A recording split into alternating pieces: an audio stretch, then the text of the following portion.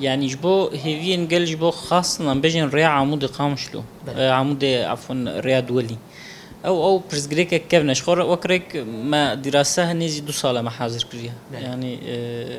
يك صدمين اساسي جو عمر الري داوي بويا يعني جر و كشف كرويل سرهم ببينن يعني شخص زفت يعني شو بروجه بعمرك خوها عمر ري برب داوي كنا طولاي تقريبا دورا 27 كيلومتر او جي بروجه جير هاتو وحاضر كرن و د بلان سازيه مدى بجوبار وري زفت كرن لي